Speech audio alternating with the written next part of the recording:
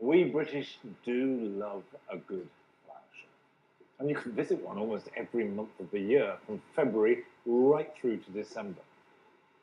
But in July, with an ice cream in your hand and blue sky above, and the fabulous setting of Hampton Court, then nothing is finer. So come and join us. Celebrate the very best of British summer.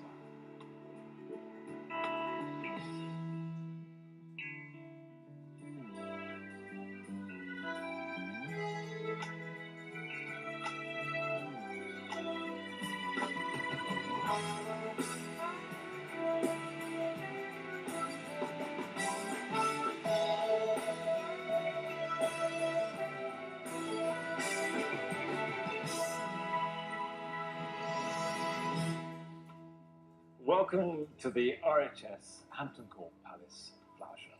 Now, by the end of the weekend, over 140,000 visitors will have been through the show. That's a lot of people. It's a lot of people, Joe, but one of the things I really like about Hampton Court is, although it's busy, there's always somewhere to go. You can get away from the throngs, can't you? Yeah, there are places you can have a picnic, sit by the long water, or just sit in the shade of a tree. And masses of variety. We've talked about the floral marquee and the rose marquee. There are lots of others, and a very popular one is the Floral Design Studio, which is another of these marquees. Yeah, and this year there's a theme running through there, and the theme is Rio 2016, the Olympics.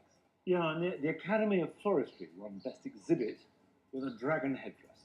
Yeah, and Best Cook and Grow exhibit was Hook's Green Herbs, and I know those guys, they put so much work into their exhibits. Now, we've got a whole hour of floral delight ahead, so sit back, relax, and enjoy. Coming up tonight on the RHS Hampton Court Palace Flower Show, an event supported by Viking Cruises. Martin Clunes finds out why garden design has gone to the dogs. And Carol's on the prowl to find your perfect midsummer night's dream, seeking out plants to arouse your senses at twilight.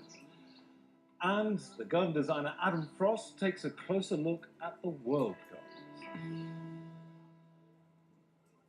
Now, the show gardens are the first place the visitors head for, and this year there's a huge range. Earlier, Monty and I went to take a look at some of them.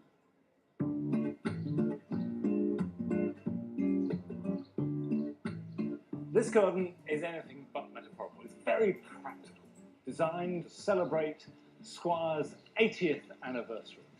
And it's intended to be attached to a suburban house. So you have the house back there, come down steps into a seated area. The fact you go down makes it more private. Raised beds gives you colour at eye height, and the water adds textural dimension and also, very importantly, sound. Now you come through to the middle area of the garden on a path interplanted with herbs, so you have these scents rising up. And this immaculate lawn, the grass, I was told by the designer Catherine MacDonald, coming from the golf course at Troon. On either side, flanked by raised beds with these very powerful plum colours that you get on the penstemon, scabious, and also that marvellous cirsium, which white, I think it's called Frosty, which I first saw at Chelsea. And finally, at the end of the garden, a more practical area, where you can grow veg, you can grow herbs, you can keep your tools. Every garden has to have somewhere where the business side takes place. And I do feel that you could take elements of this garden, or even all of it, and apply it to your home, even though it's an enormously successful show garden and won a gold medal. Now, I'm on the PMS garden with landscape architect Emma. This garden has, and in spades, it's a wonderful sense of sanctuary.